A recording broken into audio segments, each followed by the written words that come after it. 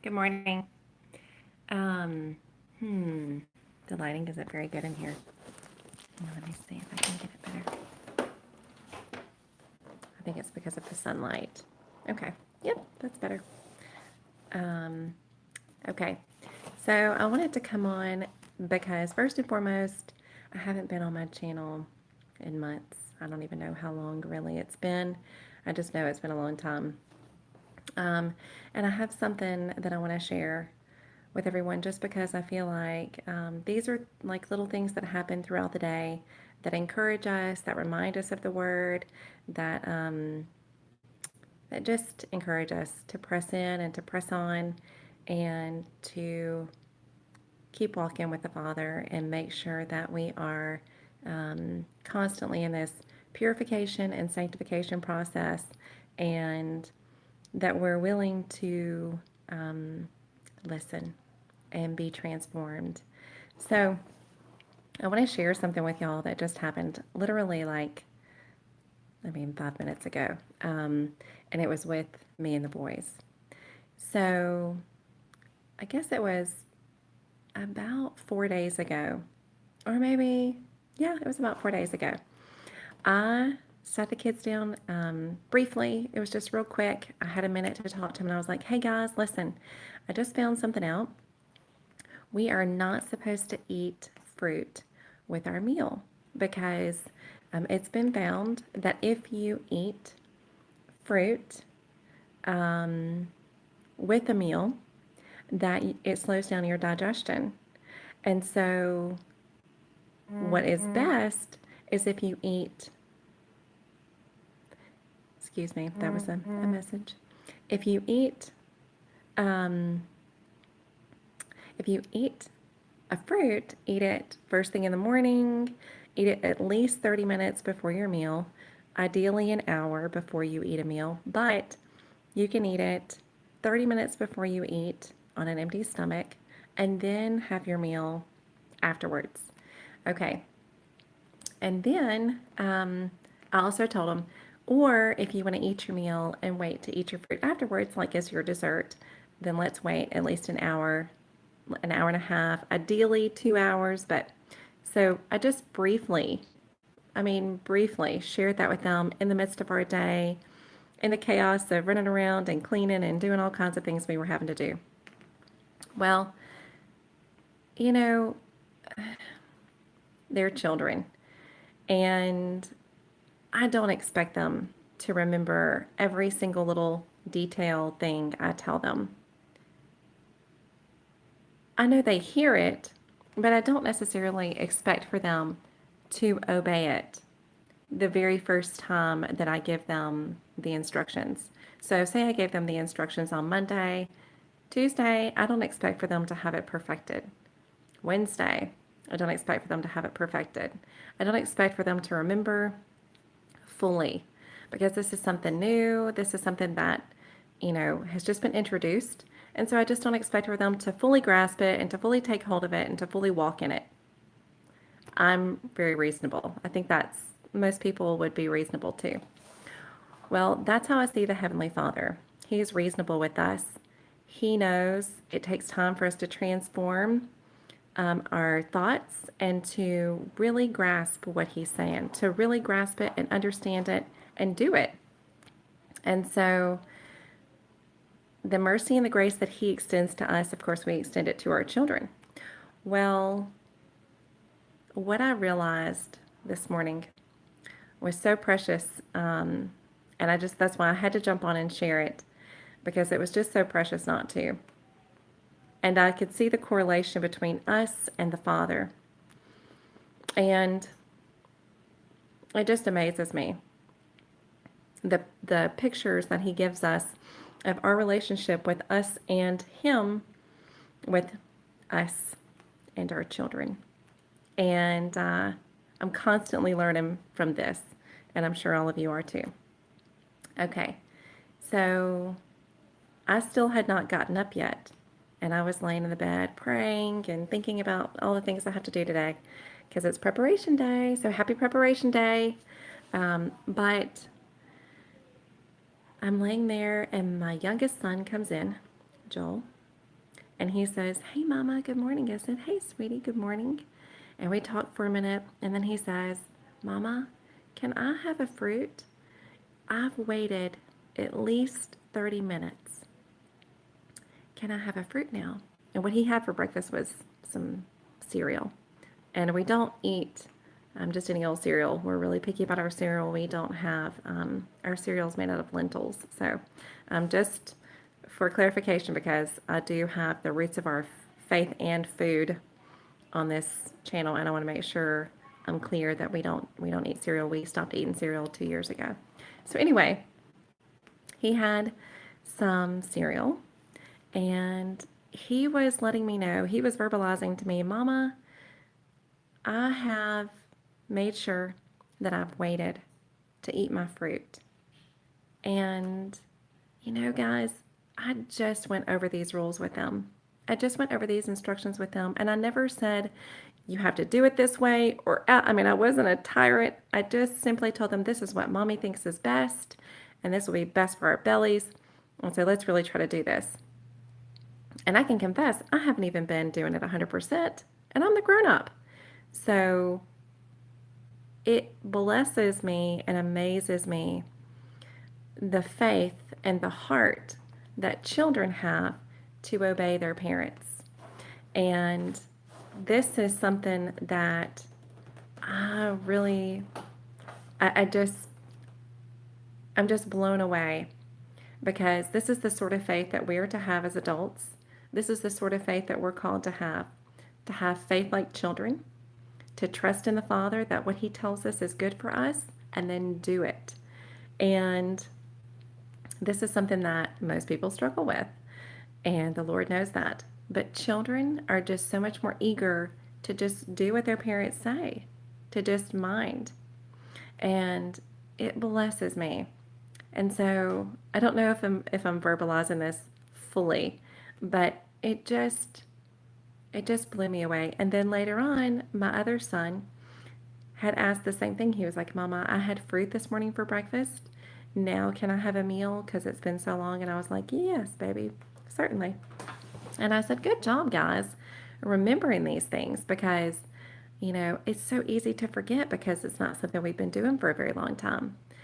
And the willingness to remember the instructions that Mom gave them, and the willingness to follow through and to do it, to truly shema, to hear and obey, to hear and obey, to hear and obey. And so it's just blessed me today. And it just makes me think of our relationship with the Father as adults, and how easy it is for them just to do it, but yet it's something we as adults struggle with because of whatever reasons. Because for one, it's new to us. For two, we just don't want to do it. We don't want to fool with it. We don't want to, we don't want to have to do it. We just don't want to have to do it.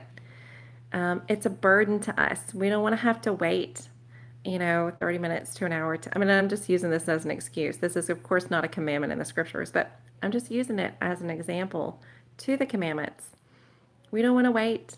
I want to eat my fruit right now, along with my meal. I just want to do whatever it is I want to do.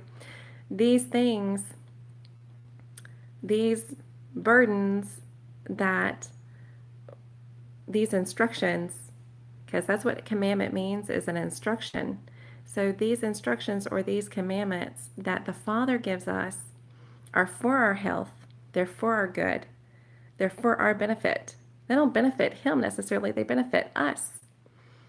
And so when we look at His instructions or His commandments as burdensome, we are basically proclaiming that He doesn't love us, and that we're not going to reciprocate His love because we don't even see it as love. We see it as a burden. If my children were to say, "I don't want to do that. I don't want to do what you want me to do," they would be questioning my love for them. They would be questioning whether or not they can trust me in what I'm saying. And that is exactly what we do as adults. I hope that makes sense. I hope I'm making sense. And so the faith that the children have in their parents, to trust that their parents are going to tell them the truth and that they love them and they have nothing but the best for them, that faith is the same kind of faith that we are to have as adults for the Father. And most often we don't. We don't have that kind of faith. More often, our faith is more like, I don't know. I don't trust you fully. I don't know. Look what happened to Joseph. I don't want to be in a pit, you know? And look what happened to Job. Ooh, I don't want to be Job, you know? I mean, I understand the latter part of his life was wonderful, but he had to endure some pain and hardships like no man has ever had to endure. I just don't know if I want to sign up for that. So that's where our mentality usually is. It is, I don't know if we fully trust the Lord. I don't know if I can fully trust you with my life. But that's why the Father tells us to trust him, or why Yeshua told us to trust like little children. And so this is where we have to get to in our relationship with the Lord. We just have to trust him fully.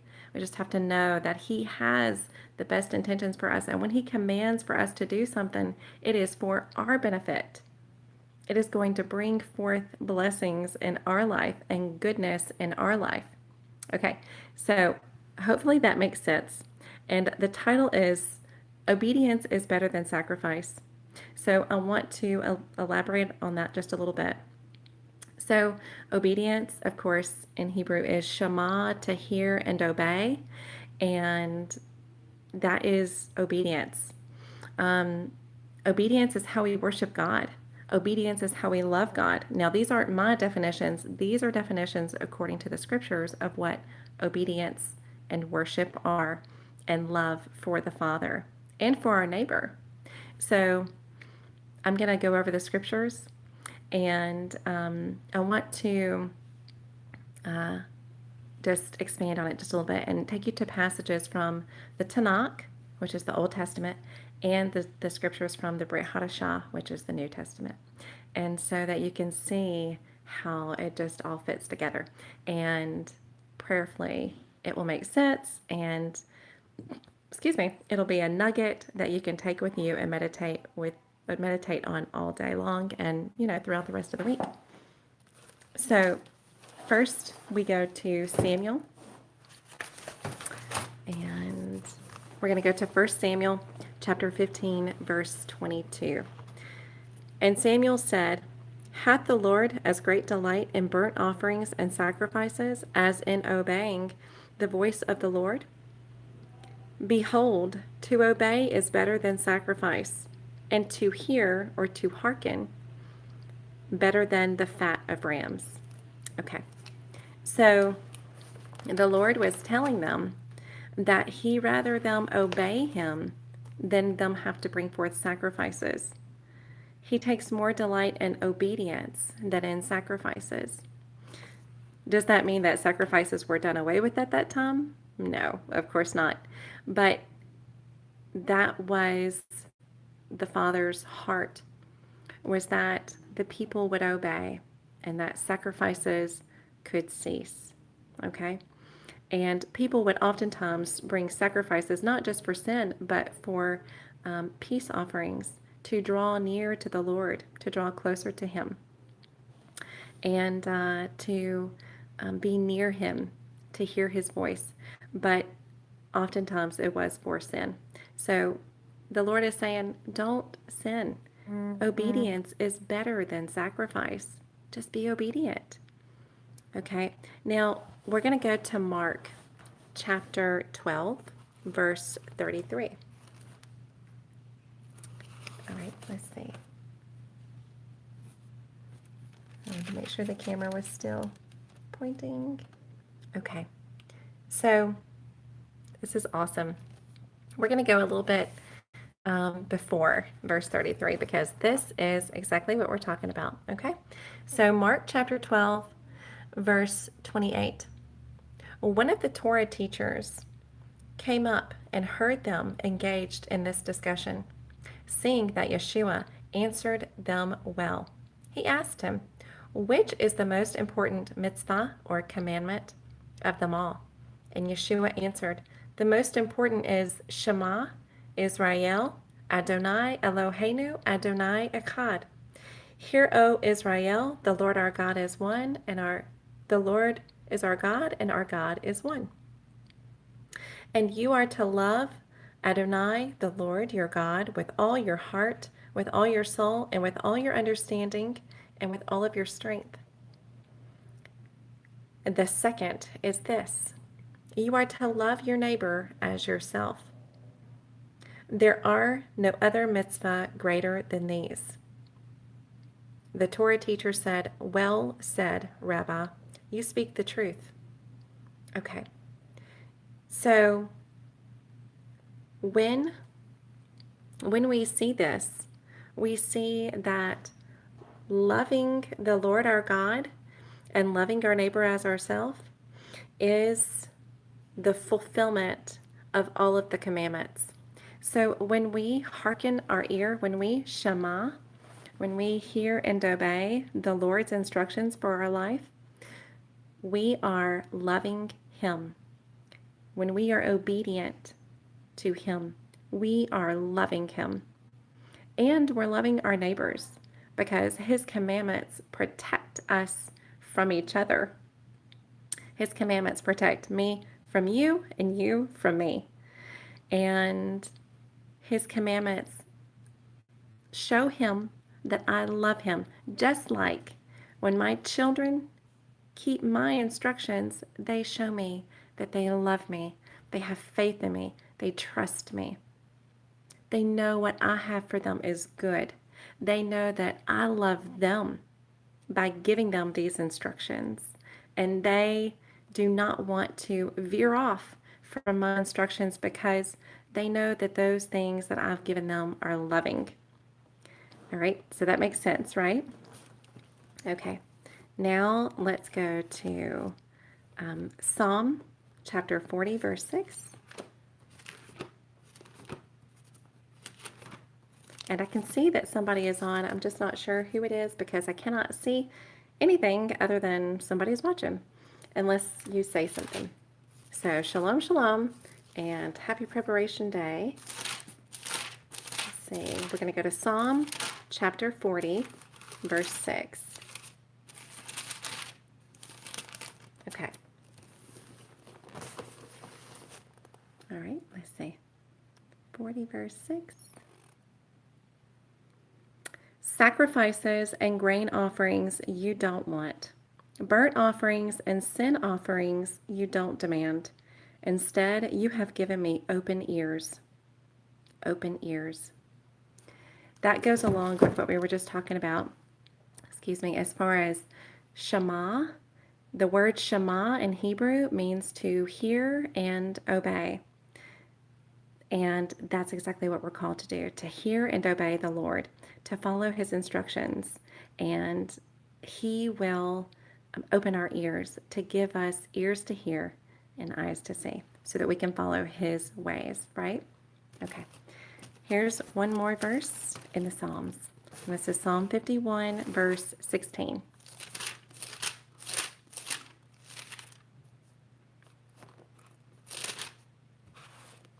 Okay, bear with me.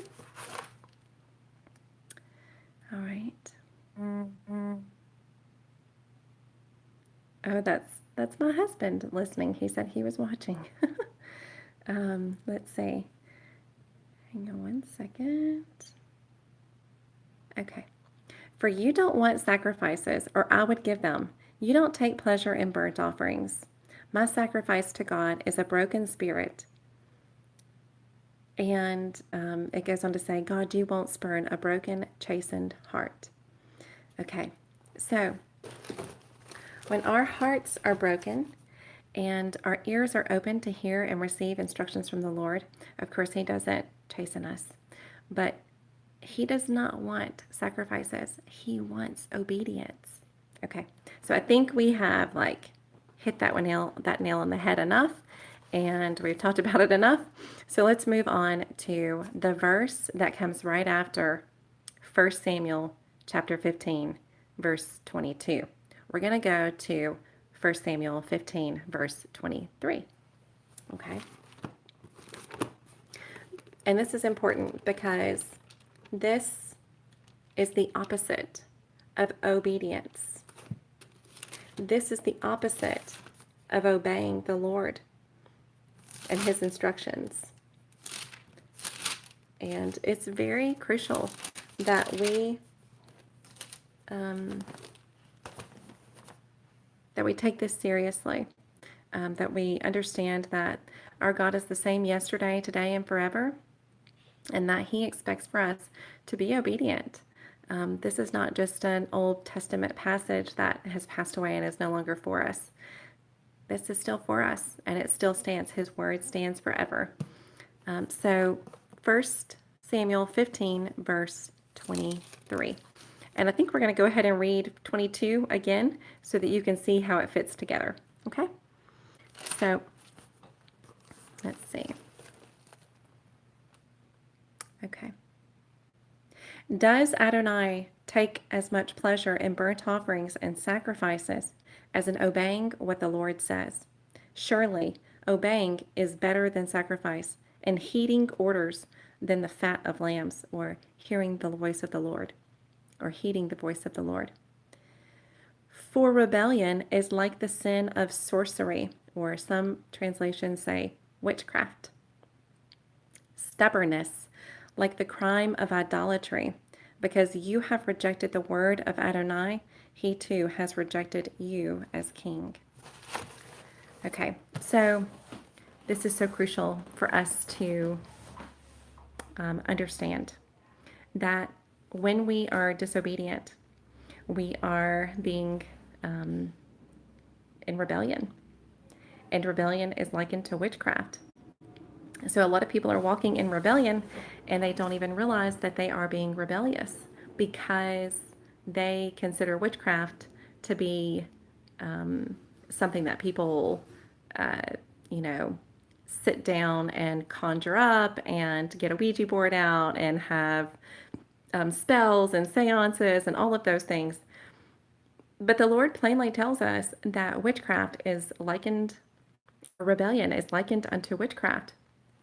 So you don't have to have a seance in order to be involved in witchcraft, and you don't have to have a Ouija board, and you don't have to quote spells or play with magic. If you are in rebellion, you are in witchcraft. You are practicing witchcraft. That's pretty heavy. Most of us don't want to hear that. We know that the mercy of the Lord is for all of us, and the grace of the Lord is for all of us, and He gives those things to us. But we have to also be very careful and examine our lives daily to make sure that we are not in witchcraft. Okay, and then it goes on to say that stubbornness is likened unto idolatry. So if we are being stubborn and not repenting of our sins, then we are in idolatry. I'm sorry, I had a phone call. If we are being stubborn, we are in idolatry. So we do not have to get idols and set them up in our homes or, even set up,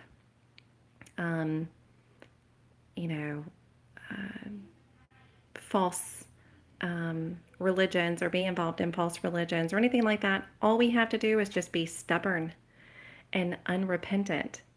And if we're stubborn and unrepentant and just,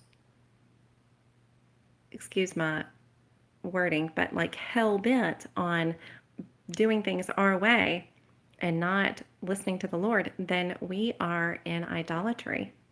So this is something to meditate on and to think about for sure.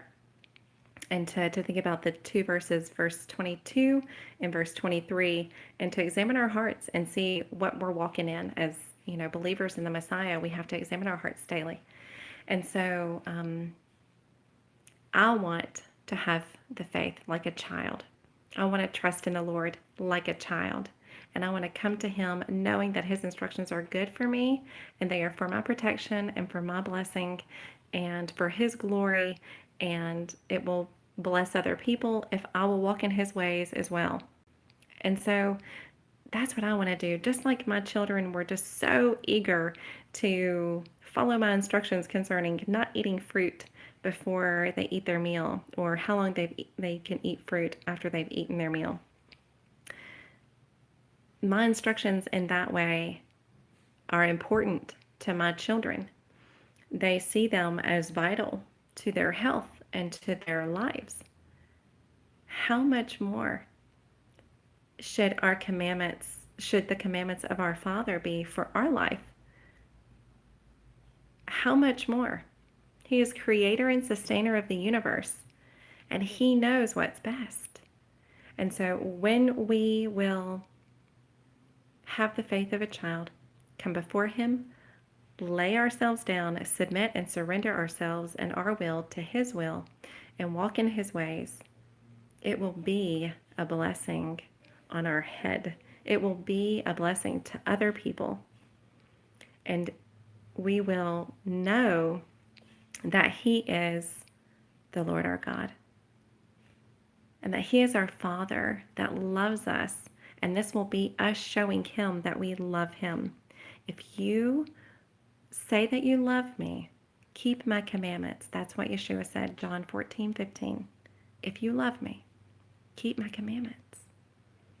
And so this is our I